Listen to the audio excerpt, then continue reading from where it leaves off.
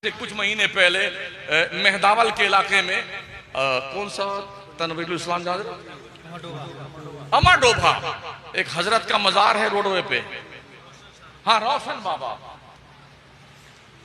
मैं मगरिब के पास गुजर रहा था तो 1 किलोमीटर तक नौजवान लड़कों और नौजवान लड़कियों की डांस करते हुए रैली देखी मैंने। मुझे तकरीर के लिए बुलाया गया था। 1 किलोमीटर तक चादर लिए हुए हैं जवान जवान लड़कियां, वो दुपट्टे जो सर पे होने चाहिए उन्हें कमर में बांध रखे। क्या इनके बाप मर गए हैं या इनके भाइयों के जनाजे उठ गए हैं या कौम के सरबराह लोग अपनी कब्र में बेमौत मर गए हैं? कहां गए ये लोग? उन दज्जालों से मैंने पूछा उनके जलसे में, मैंने कहा हरामखोर कमेटी वालों, तुम्हारी गैरत मर गई है? ये कौम की बच्चियां जो सड़कों पे नाच रही, इनका जिम्मेदार कौन है? क्या अल्लाह वालों की मजारों पे ये नाच करके औरतें और लड़कियां डांस करती आएंगी तभी चादर चढ़ेगी? ये बकवास कब तक चलेगी हमारी मिल्लत में? ये बकवास और ये गुंडागर्दी कब तक चलेगी हमारी कौम के अंदर?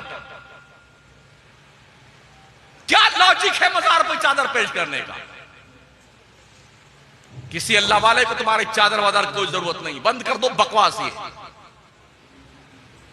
इमाम अहले सुन्नत ने सिर्फ एक चादर मजार पे डालने का हुक्म दिया है जो अल्लाह वाला उसकी मजार पे, दूसरी चादर उस वक्त तक न डाली जाए जब तक फट न जाए। मगर एक चादर 1000 बार बिकती है। इधर चढ़ी फिर दुकान पे बिकी, फिर चढ़ी फिर बिकी, फिर चढ़ी फिर बिकी, 1000 मरतबा।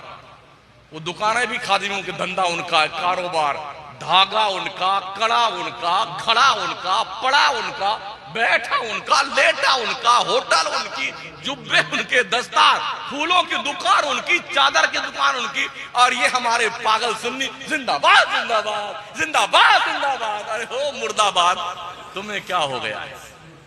जो ख्वाजा जन्नत की बहारों में सो रहा है, तुम्हारे फूल की क्या जरूरत है? जो अल्लाह वाला जन्नत की बहारों में सो रहा है, उसे तेरे चादर की क्या जरूरत है? गुल्लकों में पैसा डालना बंद कर दो सुन्नियों। ये पैसे मस्जिद और मदरसे के गुल्लक में डालो। बात हक है।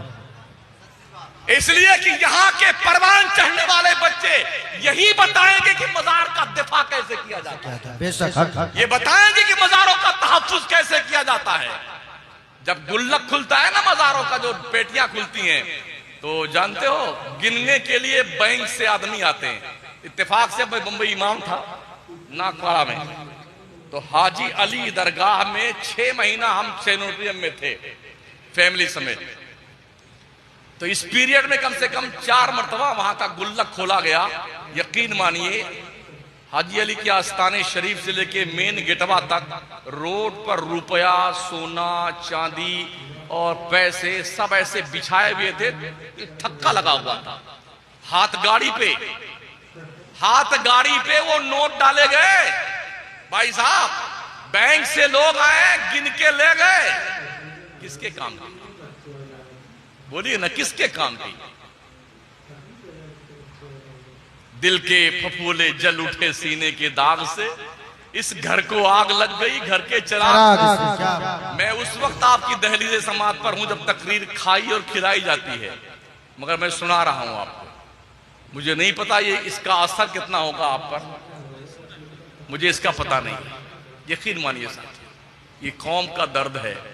मुझे शौक नहीं चल रहा था तकरीर करने का, मुझे कोई हौसला नहीं कि मुझे फिर आप बुलाइए तकरीर के लिए। मैं कहीं इस नियत से जाता ही नहीं हूं। सोचिए और 100 बार सोचिए, क्या उसका इस्तेमाल और क्या जवाब है उन पैसों का।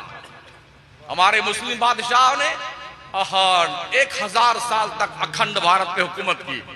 एक साहब पगला गए तो अपनी बेगम की याद में ताजमहल बना रहे। हाय हाय, जिंदाबाद जिंदाबाद। आगरा में खरबों रुपए की ताजमहल बना दिया बेगम की याद में। एक पगलाए तो लाल किला बना रहे दिल्ली का, दूसरे ने पगला करके आगरा किला बनाया, एक पगलाया तो कुतुब मीनार बनाता, जिसका 1 पैसा भी आज मुसलमानों के काम नहीं आता। 1 पैसा भी, जबकि अरबों की प्रॉपर्टी होने के बावजूद अरबों का टर्नओवर एयरली है इन जगहों का। जो किराया आता है सैलानियों का, टूरिस्ट का, एक पैसा मुसलमानों के लिए नहीं।